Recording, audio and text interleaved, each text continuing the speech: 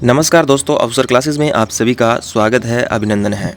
साथियों, राजस्थान शिक्षा विभाग से बड़ी खबर है आप सभी शिक्षकों के लिए, क्योंकि अब शिक्षकों की होने वाली है बल्ले बल्ले।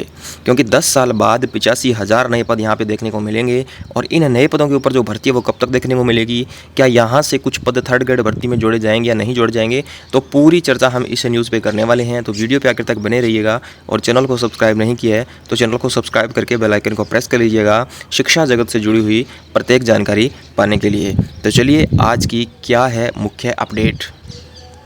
यहाँ पे साथियों देखिएगा कि 40,000 शिक्षकों के नए पद होंगे सृजित। ठीक है, शिक्षा विभाग में 10 साल बाद स्टाफिंग पैटर्न की तैयारी, 85,000 पद बढ़ेंगे यहाँ पे। ठीक है, तो 85,000 एक बड़ी संख्या, यहाँ पे बड़ा आंकड़ा है। तो यहाँ पे पूरी न्यूज़ ये है साथियों कि शिक्षा विभाग में 10 साल बाद स्टाफिंग पैटर्न की कवायद शुरू हुई है। शिक्षा विभाग की गाइडलाइन के हिसाब से देखें तो स्कूलों में 85,000 पद बढ़ सकेंगे। 40,000 पद शिक्षकों के और 45,000 गैर शैक्षणिक स्टाफ के होंगे। ठीक है, तो यहाँ पे 40,000 एक अच्छा आंकड़ा है और 45,000 जो है वो गैर शैक्षणिक यहाँ पे स्टाफ होगा। इससे पहले विभाग ने 2015 में स्टाफिंग पैटर्न लागू किया था। ठीक है, तब क्या था, 2014-15 में जो नामांकन था सरकारी स्कूलों में, जो नामांकन था साथियों वो क्या था, कम था। ठीक है, तो कम था, उसके हिसाब से पद बढ़ाए गए। लेकिन 2014-15 के मुकाबले 2024-25 में अब जो नामांकन बढ़ा है और आप लगातार देख भी रहे हैं कि प्राइवेट स्कूलों के मुकाबले जो सरकारी स्कूल है उनका रिजल्ट काफ़ी बेहतर होता जा रहा है, जिसके कारण जो है हर साल नामांकन बढ़ रहे हैं। यहाँ पे जब नामांकन बढ़ेंगे तो यहाँ पे पद भी बढ़ाए जाएंगे। ठीक है, इसलिए पदों के बढ़ने की संभावना है। हालांकि पैटर्न में सेकेंडरी स्कूल का पैटर्न हटा दिया गया है, क्योंकि अब सेकेंडरी स्कूल नहीं है। नए स्टाफिंग पैटर्न में विशेष शिक्षा के, अब यहाँ पे विशेष शिक्षा की मैं बात कर रहा हूँ, तो व्याख्याता, वरिष्ठ अध्यापक और अध्यापक के पद पर आवंटन का निर्धारण भी किया गया है। सामान्य स्कूलों के लिए कक्षा 1 से 5 में कुल 60 छात्र पर 2 शिक्षक होंगे। यानी जो सामान्य शिक्षा है उसके अंदर जो कक्षा 1 से 5 तक के स्कूल हैं उनमें 60 छात्रों की संख्या पर जो है वो 2 शिक्षक रखे जाएंगे। बाकी फिर प्रत्येक 30 पर एक एक शिक्षक का प्रावधान रखा गया है।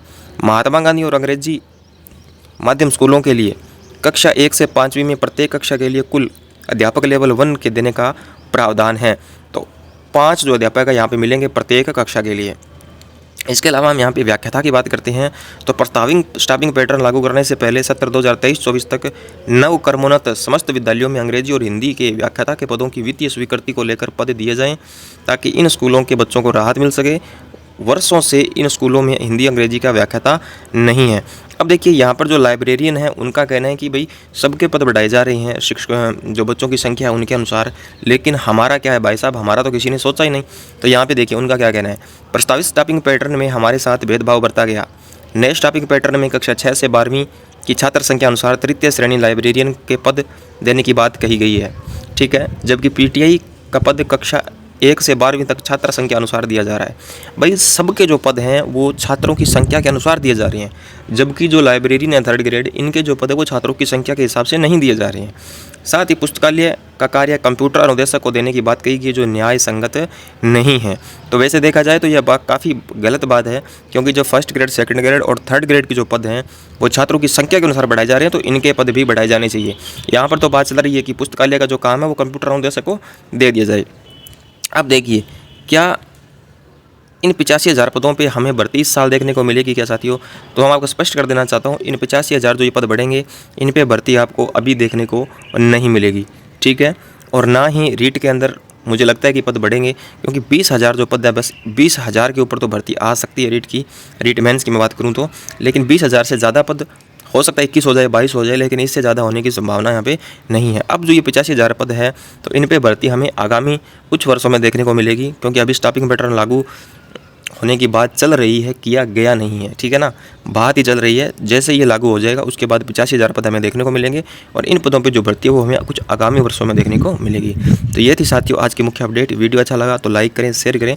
ठीक है, और आगे जो भी अपडेट्स रहेगी आपको मिलती रहेगी। इसके अलावा चैनल को सब्सक्राइब नहीं किया तो चैनल को सब्सक्राइब कर लीजिएगा। धन्यवाद।